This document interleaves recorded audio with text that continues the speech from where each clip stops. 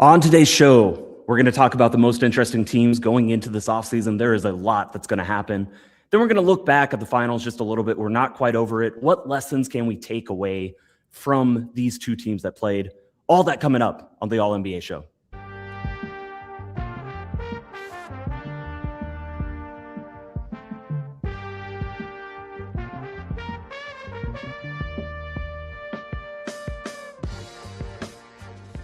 This is the All NBA show powered by FanDuel, America's #1 sportsbook. Get started with $150 in bonus bets if you win your first $5 bet at FanDuel.com/AllCity.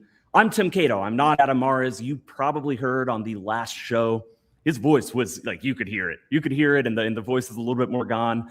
So I am filling in. Adam will be back as soon as that voice is back, and we certainly want it back. Tim Legler, Lex, how are you? How is your voice right now? I know that you said you were also a little worried about how much you had been projecting. My voice is doing pretty well. I'm sitting here thinking about Adam, and I'm like absolutely relating to where he's at. Because when I was back in my coaching days, which is where I think his voice went in the gym, probably yelling, right? Some of the acoustics in some of these gyms at the youth level is horrible. Not to mention the fact, just that age, like you just have so much instruction. So I remember those days very clearly, how badly strained my voice would get after a weekend of coaching hoops. But I'm pretty good right now, man. Obviously, I was talking a lot to finish the season, and I'm still talking a lot. I'm on a lot of different places right now where you can see me wrapping things up, though. But I've had time to get my voice nice and soothed. So hopefully, Adam, some hot tea with lemon, and he'll get back to himself by next week. And maybe some nonverbal communication when he's coaching would be helpful. I don't know. I don't know if the children react best to that. Maybe they do need a little firm voice. But yes, everybody's voice is back to full speed. It's the off season. We've got plenty of time to rest, but we also have plenty that's going to be happening. This is going to be busy. Every NBA off season is busy, of course. We could do this for all 30 teams. All 30 teams have something going on. There's maybe like 2 or 3 where, I really expect just to, a quiet off season. I have 2. I think you have a couple teams you want to highlight. What is your first team that is interesting, that you're interested in what they do this summer? So I was looking up and down the Eastern Conference. And for me, that's where I think most of my intrigue lies right now. And I'm looking at all of these teams. I'm just going off the standings from a year ago, and I'm saying, okay, which of these teams, top to bottom, 1 through 15, do I feel like I don't really know that much about when the season starts? And I think my first team maybe will surprise some people, maybe surprise you. I'm going with the Indiana Pacers first. And the reason is this. Like, I think that you kind of look at the roster and you feel like these are names that you know who they are. Truth of the matter is they basically just took a year away from the NBA. That's really what they just did.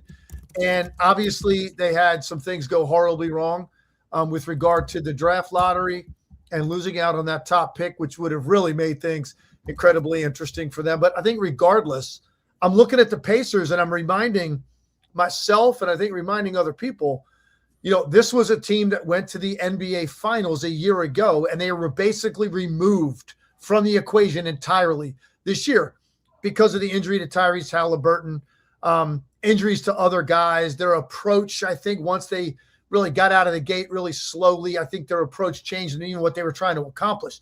So I'm sitting here looking at the East, and I go look at these top teams, and I'm going, Detroit, kind of know what they are. They're going to have to add some shooting, obviously. I look at the Boston Celtics. Now, there's a lot up in the air with them if they make any big moves or not. But if they don't, kind of have a pretty good feel for like what they are, what their ceiling is. Obviously, the Knicks, we just saw their run and their expectations now going in. Cavaliers, not going to be much really different there. We got a good feeling for Toronto. Atlanta's a young up-and-coming team. I thought about them as well, just because of they kind of surprised some people a year ago. But for the most part, I go kind of like, yeah, man, I kind of know what these guys are. Obviously, there's going to be personnel tweaks to all of these teams.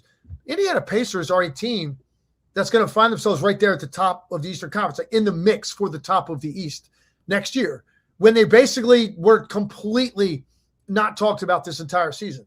So I want to see, is it interesting to me, what's Halliburton look like? Does he look like exactly the same guy? Some of these other guys that they had out with injuries, you're adding Zubac to the mix. They haven't played with this guy yet. You're talking about one of the top centers in the NBA, and adding a big to the equation after moving on from Miles Turner. They didn't really answer that a year ago. So now you're bringing in Zubac. Like, what's that look like? The growth and of some of their younger guys. Like, I even look at a guy like a Johnny Furphy, who was supposed to be part of what they were going to do last year and had a really bad injury and wasn't able to. Felt like everybody did. It felt like everybody in Indiana got injured. I know. Their whole roster. So that's why for me, I'm going, okay, we're going to start the season. And are people going to be surprised if you look up, Thanksgiving, you look up at Christmas, and the Indiana Pacers are one of the top teams in the Eastern Conference, and you're kind of like, oh, damn, that's right, because this year the whole story for the East and really the league became about the New York Knicks. They dominated the storyline to such an extent to close the year. I think a lot of people might look at those other teams that they were battling with and think, oh, yeah, well, the Knicks, they've got everybody back. It's kind of almost like a foregone conclusion that we're going to expect them to be the favorite. And they probably will be, or Boston, depending on what Boston does. But then there's this other team hovering out there. That's why they're so interesting to me, because they literally, I don't know how many times we talked about the Indiana Pacers the entire season.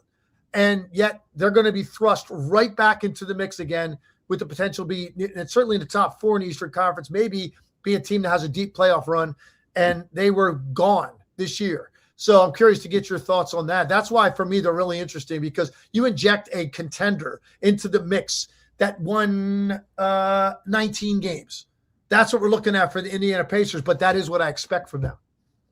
So the reason I'm surprised is that I think I just know their roster. I look at the roster and they're going to they're absolutely one of my most fascinating teams to see next season.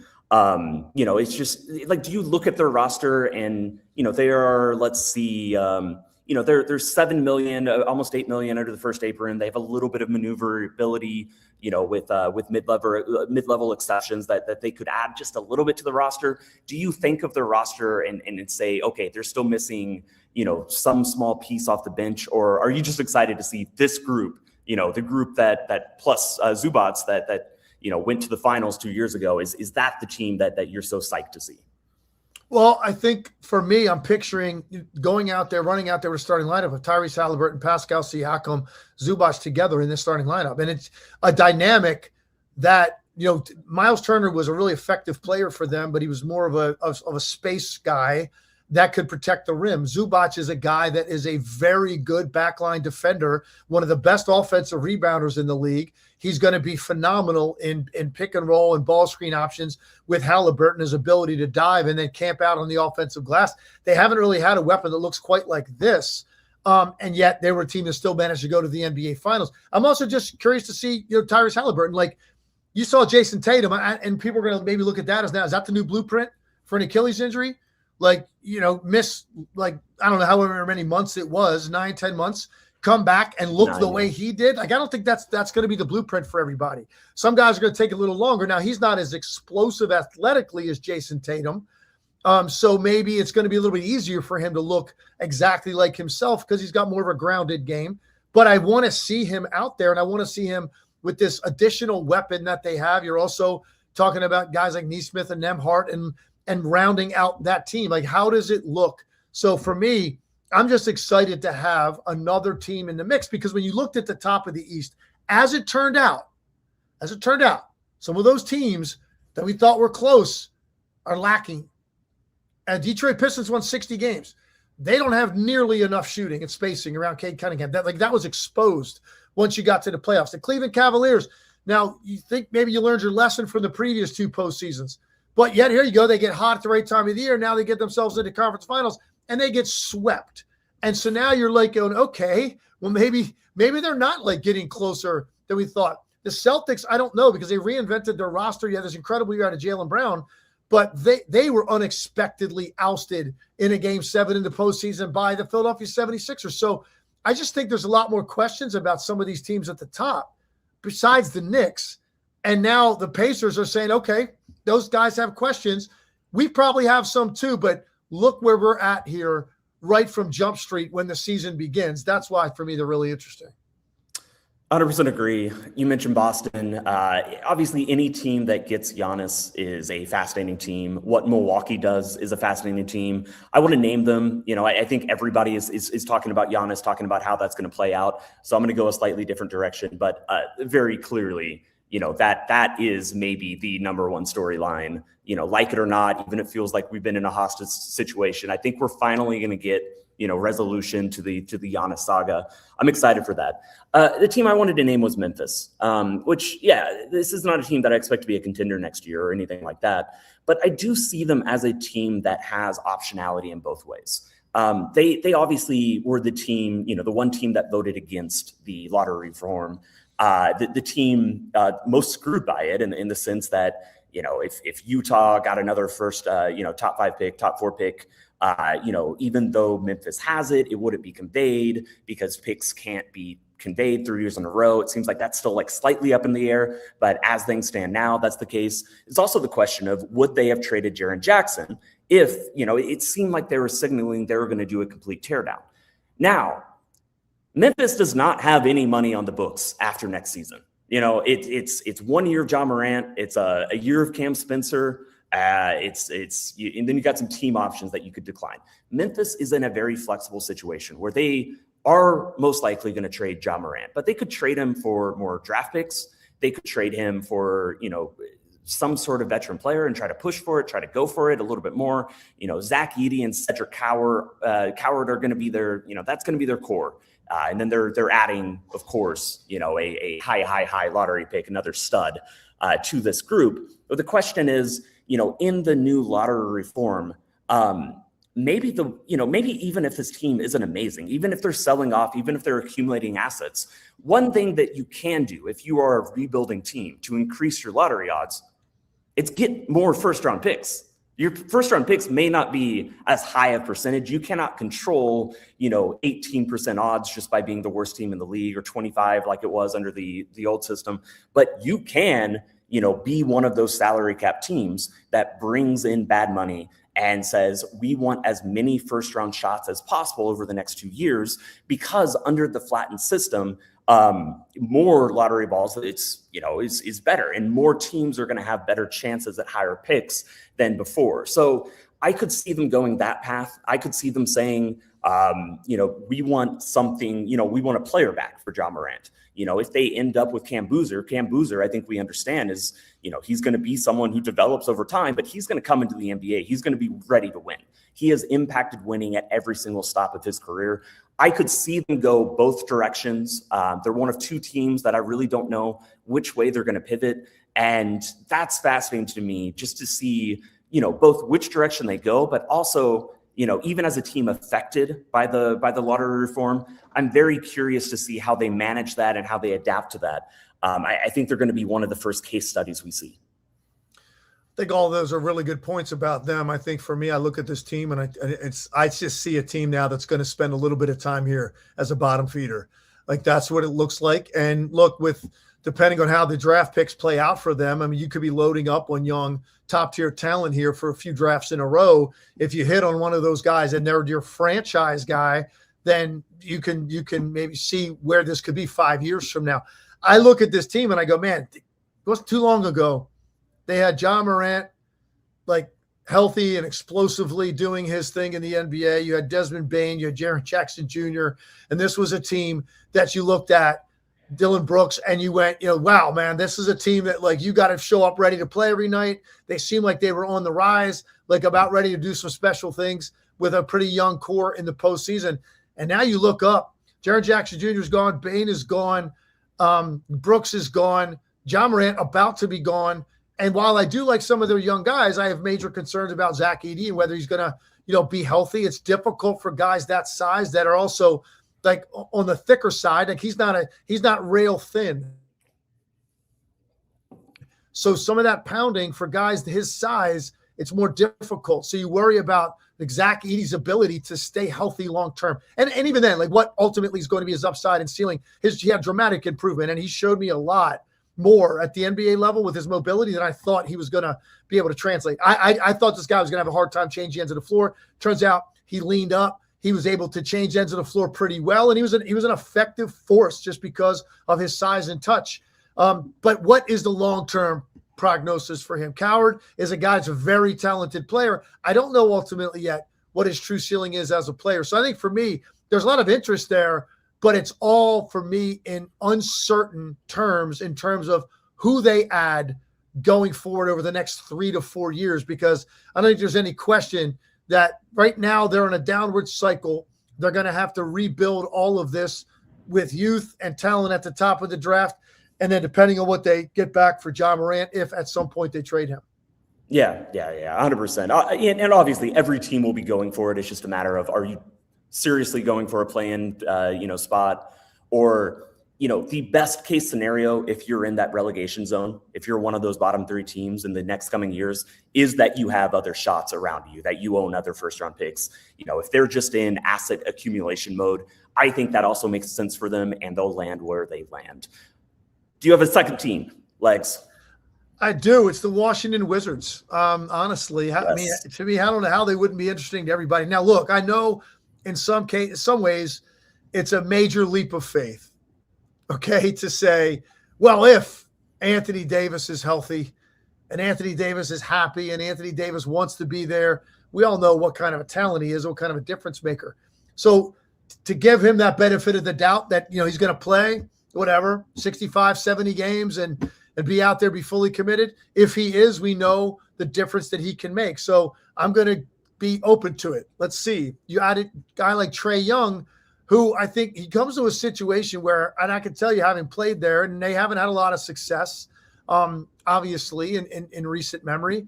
They're a fan base that would love to get behind their team, and more so than just a bunch of young lottery picks out there growing, because that's hard, because they're going to take your lumps, and that's really what their roster was made up of prior to the arrival of these two guys. Trae Young, look, he's got defensive issues. Anthony Davis can make up for some of that, but Trae Young, without question, is a guy that is entertaining. He is a guy that is a dual threat. He can beat you with the pass. He can beat you with his scoring. And if you have the right infrastructure around him defensively, with athletes on the wings and even a guard playing off of him that can lock up with top tier point guards and primary ball handlers, so you can protect him a little bit by guarding more of space up shooter types.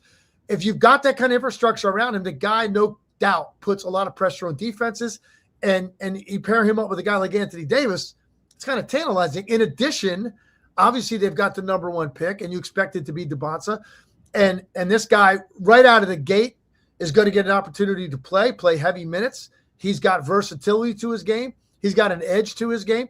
Everybody's been talking about, like, did he look like he was super excited, when the Wizards got the first pick to be going there? I don't know, because he's very, very stoic.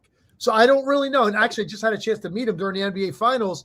He came into the green room on the day with media availability, and he was in the building, so he popped in. We said hi to him. We asked him a few questions, and he doesn't change his demeanor very much. It's hard to know. Maybe that's just who this guy is.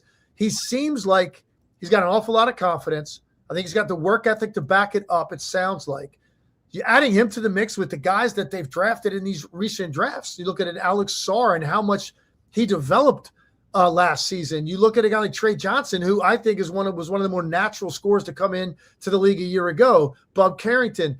This is a team that's got so many young top picks that haven't really had an expectation to go out and win at all. Well, the day you add Anthony Davis and Trae Young, that changes, because they're not in rebuild mode. If you add those guys, you're trying to go win some games with these young talents. So I think they won 17 games. I don't know what the leap will be for this team.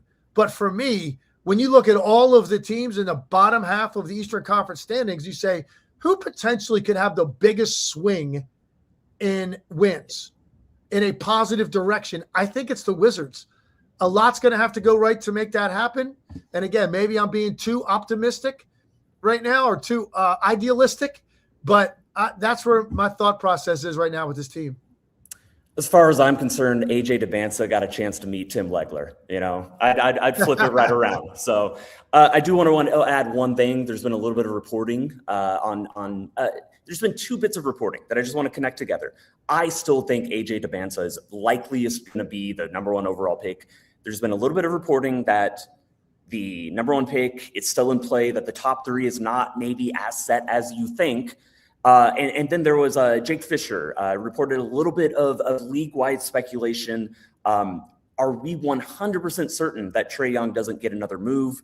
When you combine those together, the obvious question here is, if Washington were to take, Darren Peterson, that would be a situation where they see him as the lead guard, and that just doesn't really mesh well with Trae Young.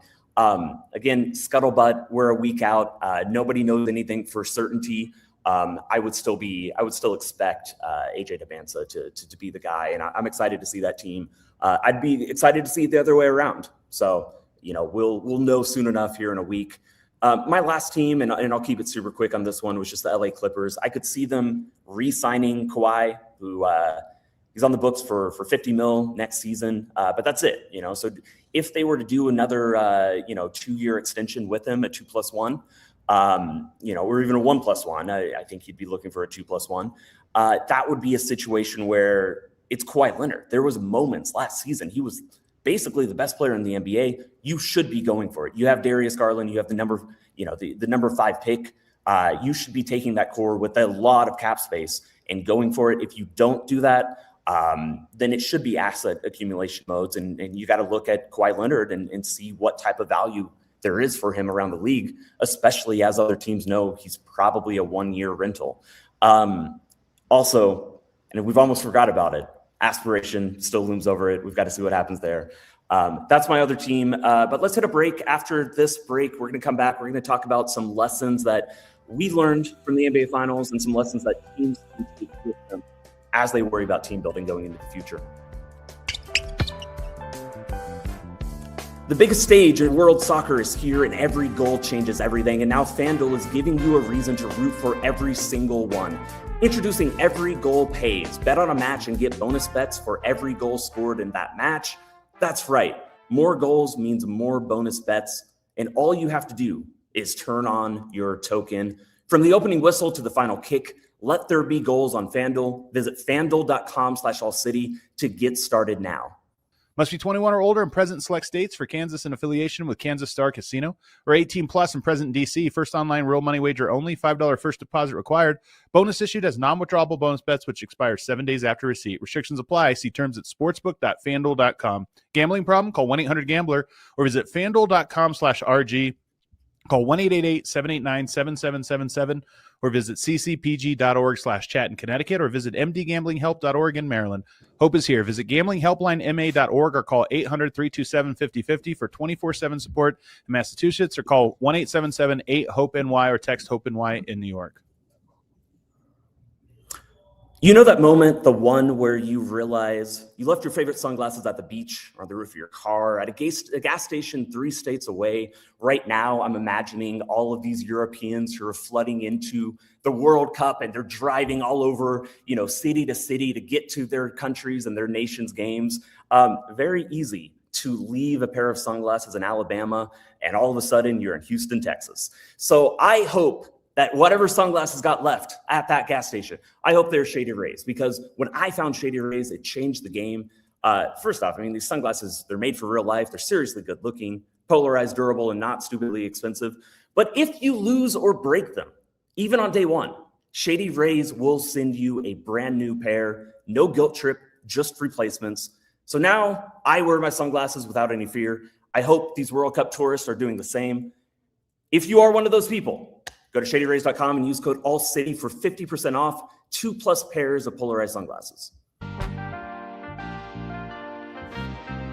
All NBA show. We're talking about lessons that we've learned from the NBA Finals, maybe projecting out what can be learned. It's a hard task every year because the most important thing about a championship team is that you're really unique. You have really good players, really good one-of-one players. There is not another Jalen Brunson in the NBA. There is very few players who are exactly like Karl Anthony Towns. But Legs, what did you take away that other, if you were the GM of another team going into this offseason, looking to build your roster, what's the first lesson that you saw in the Spurs-Knicks series? I think one of the things, just in looking at the Knicks in general and this run they went on and how they found this perfect rhythm at the right time of the year. I think one of the things you have to be able to do, and they were able to, is be open-minded as a coach to being able to look at your roster, look at your collection of guys, and figuring out in what ways can you better utilize some of your personnel. I thought Mike Brown did a good job of that. And that's very rare in the NBA because most coaches kind of feel like they've got their ideology about how they want to coach, how they want to play. They've also got preconceived notions on their roster, their personnel. And certainly by the time you get to February, March, you're pretty much cemented in. This is who we are. This is how we play. And then you just hope for health and go on an extended run because you got everybody available. I think the Knicks showed you that they continued to try to figure out the best way to utilize their talent. And I think what they did with Karl Anthony Towns and it did pull off something incredibly difficult. Take a guy that's a 20-point career scorer, an all-star caliber player, and basically convince him, or in some ways actually just discuss it with them and have him be open to it. We're going to figure out a way for you to take less shots, score less points, but feel way better about yourself because your inclusion is off the charts. And they did that, and it changed their offense, not just for him. I think that is what really kind of unlocked Mikal Bridges. Bridges was a guy that was sort of – he's consistent because he plays every night, and I think we don't laud guys enough for that, so I want to pat him on the back for that, first of all. The guy never misses a game, so let's pat him on the back for that. And you can't tell me he doesn't have stuff that would keep guys out. He's had groins, hamstrings, rolled ankles, all that stuff. He plays. So I'm going to give him a pat on the back. But we kind of thought like a little bit inconsistent with his offense with this group. And so what happens, man? He's struggling in the Atlanta series, rock bottom. Had a game with like no points and 4 turnovers. Everybody's lamenting the picks they gave up in New York. The sky is falling. And they make this final tweak to their offense with Karl Anthony Towns. And it was like, wow, this is also going to dramatically affect Mikal Bridges because he's so good at these off-ball cuts and pin downs and curls into the lane for his little lean back jumper. But to do it, you had to open up the lane a little bit more, and you had to get the ball moving earlier in possession so it wasn't just being pounded in a high ball screen with Jalen Brunson where he's standing and spotting and waiting. And so it triggered what they did with Karl Anthony Towns, triggered him too. It helped OG Anunoby as well. So what happens is with this slight adjustment, because you're open-minded to it, and you know that, hey, man, we're in a tough spot here in the Atlanta series. I've got to change some things. That could have been risky because you could end up going off the deep end. You losing 5 games to the Hawks, and now we're having a totally different conversation. You change it.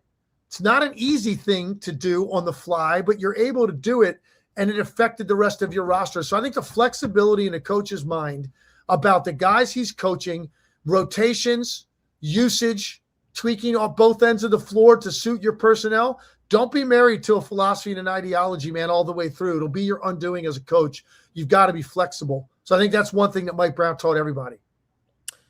I think that's a great lesson that everybody has to learn. I think it helps to have the depth New York did. You know, that is still a very important thing. Even as playoff rotations shrink, you don't always know which ways they're going to shrink. It's not always going to shrink in the same way in the same series against the same people. I think if New York had played Oklahoma City, it would have, the rotations probably would have looked a little bit different, just in terms of who can match up against which players across, that you're facing across from you. That Oklahoma City series against San Antonio, not the finals, but certainly, people who are saying this is the actual finals. I feel like somebody does it every year, and it's never exactly correct. But I do think that we learned something about just how physical playoff basketball is getting. In playoff basketball, it's always been physical. I think it's where the physicality is coming from. It's how physical these players are, how big they are, how like these are strong people. Like you look up and down San Antonio, and I heard this point on the Zach Lowe show. I think earlier this week. So should credit it. So I'm not fully stealing it, but had been thinking about, as I've been looking at prospects, I have also been thinking, who is like up to it? Who would be physically up to it if you put them in the NBA Finals? Even if you give them 3 years of development. And I do think that there are some players, just who would really struggle to meet that moment. Of just how physical San Antonio plays, how Oklahoma City plays, and absolutely how physical New York plays as well.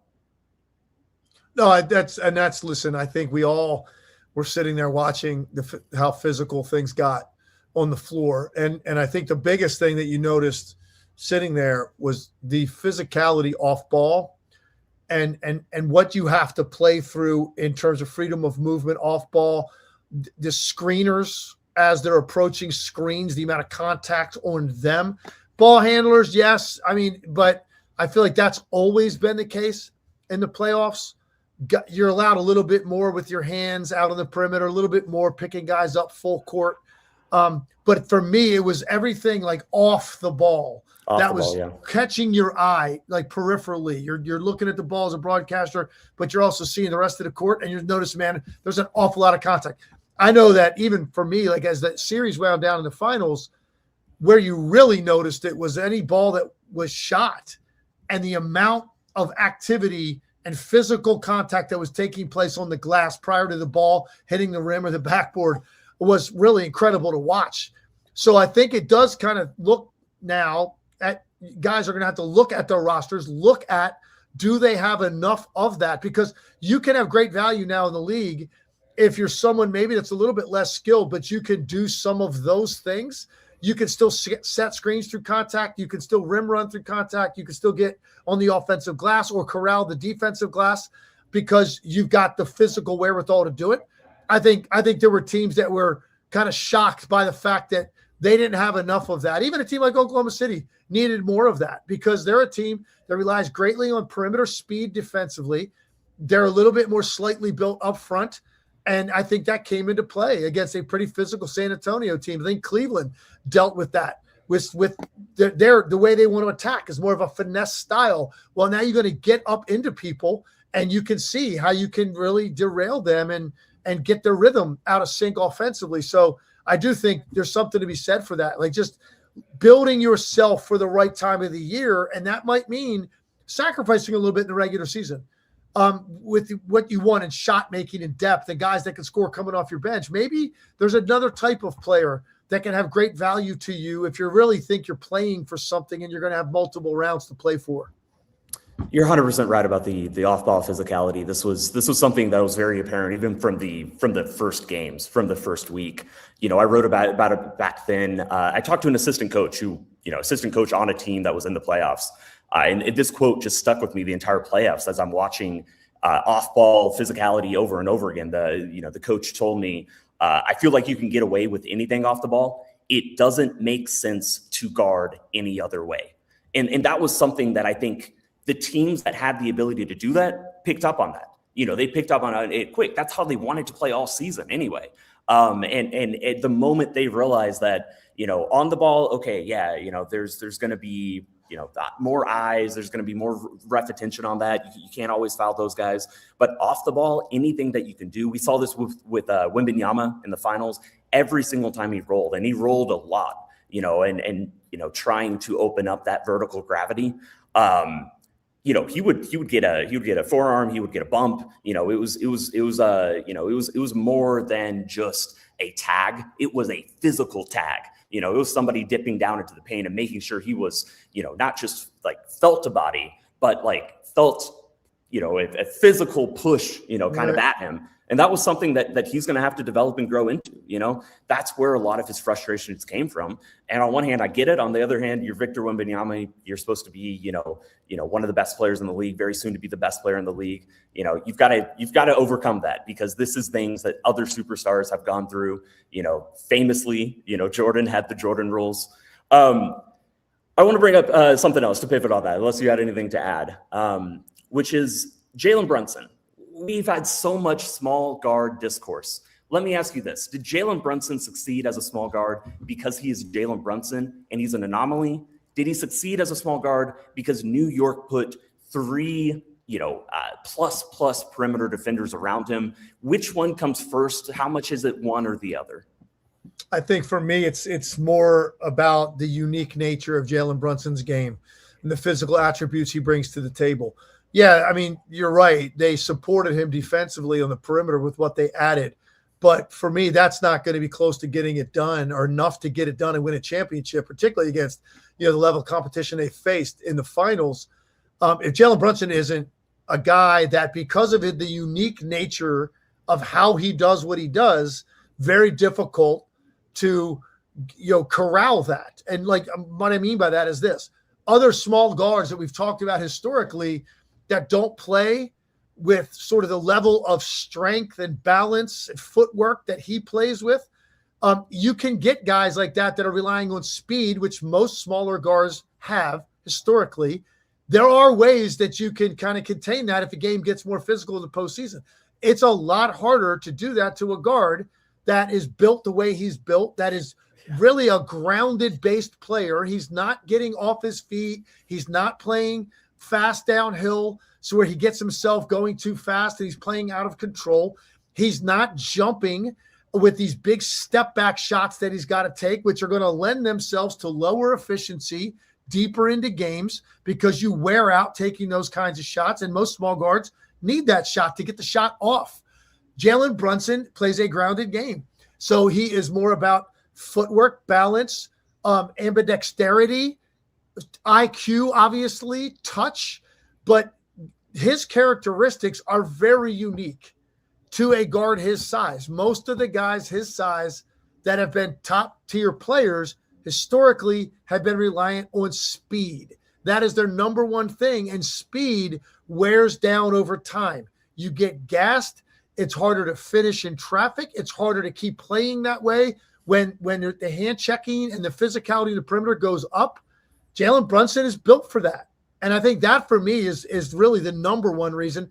It's not like, okay, small guard, problem solved. Everybody go get yourself one. And now that's how we're going to go.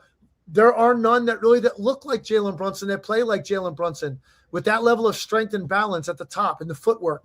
So I think for me, this is not like formula figured out, problem solved. Everybody can go now do this. Just add some perimeter defenders around your 6'1" scoring guard. It's a lot more to it than that. It's the efficiency of that player.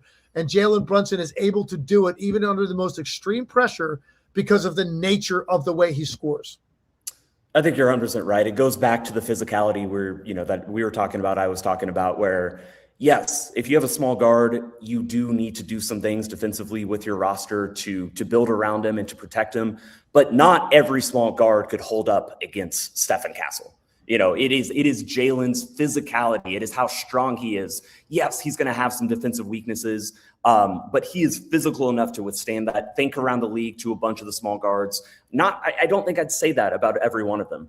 The other thing I want to say about Jalen real quick here is just like it is so valuable to have that 5 to 10, 5 to 15-foot shot in the NBA. Obviously, we always talk about the mid-range, but I think increasingly as teams are getting so good at always running, a 4-in-1 zone, like what, with Wemby was always floating.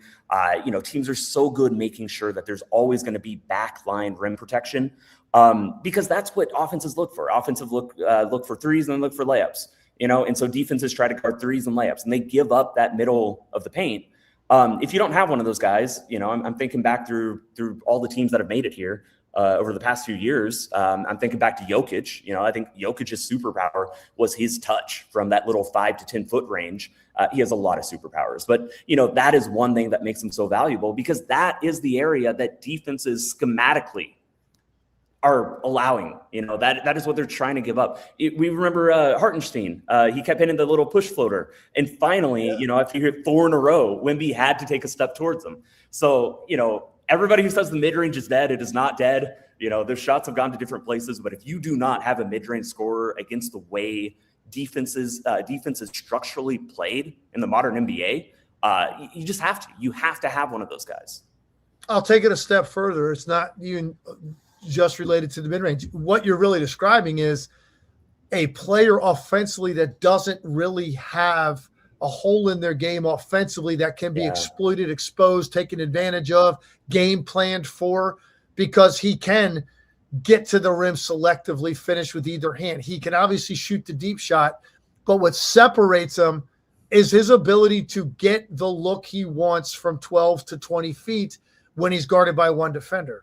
And so for me, that's really what the lesson was here watching Jalen Brunson. And I look at the San Antonio Spurs, the team they beat, their best offensive player is Victor Wembanyama. And the one area of the floor he does not do nearly enough damage in is the middle area of the floor. Because I was saying it going back to their earlier postseason rounds, when you watch film on them, the obvious opening is the short roll after he screens, because he's an easy target. You could just short roll, and even if they play it well, you can still throw it up to him, let him catch it on a short roll. But on those plays where they put 2 on the ball and he short rolls and catches it, he's catching the ball at 18, 19 feet. That's where you catch the ball in a short roll. Now, what he hasn't figured out is, how do I stop, square up, give me one strong side shooter, space it out on the weak side, and now I can play this jab step game from the middle floor like Dirk Nowitzki, and now shoot over you whenever I get you leaning back. Who's going to contest 7-4 from that distance he's got a great shooting touch, high release? I don't care who you are. You're not really honestly bothering him on that contest, but he doesn't really operate in that area of the floor. It's so rare. Instead, it's screen, and then he's so intent to put all that length and pressure at the rim and force the back line to collapse on that. Yeah, there's a lot of value in that. Don't get me wrong. And he'll get his 2 or 3 lob dunks a game, and he'll also collapse and guys can get shots. That's great. But then there are other teams that figure out, because you're playing them over and over, how best to neutralize that. And now what you started to see as the playoffs went on, his screens were set further out on the floor.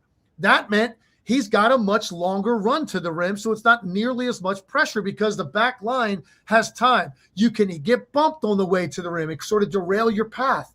So the lob threat's not there. And now those back guys are protected with the corner shooters. They don't have to collapse at the paint as much. So you saw that as teams adjusted to them, playing him over and over. The other thing he does is pick and pop back into the 3-point line, catch it at 28 feet. Now what? Well, jab step getting to the rim from there is really difficult. I don't care how big you are.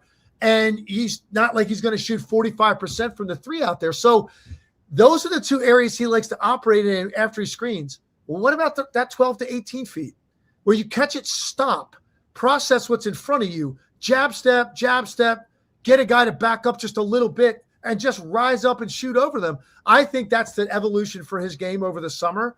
That would be the target I would have if I was working him out individually. Let's dominate from 12 to 20 feet, 15 to 20 feet. That is your domain. Very difficult to double team you there. And you can shoot the ball over the top of anybody anytime you want from that distance when they're not threes and you're not getting rim touches because they're clogging the lane. That is what I would be focusing on for the next several months if I were Victor Wembanyama. This must be what it feels like when one of your teammates assisted you, like hit you in the corner and you just cashed it, because I felt like I got my point halfway there and you took it the rest of the way there. Perfect. Do you have anything else to add? Because I think that's a great way to end this. Yeah, man. I think it's just so basking in the flow of an incredible final, and watching the New York Knicks get ready to have this incredible parade that they're deserving of. And the rest of the league figuring out how did they pull this off, and that's why this summer is going to be really interesting. It's gonna be a great summer. It's gonna be fascinating. Adam Mars will be back soon. Legs, thank you as always. I'm Tim Cato, All City writer. We'll see you next time. We all city like the mayor.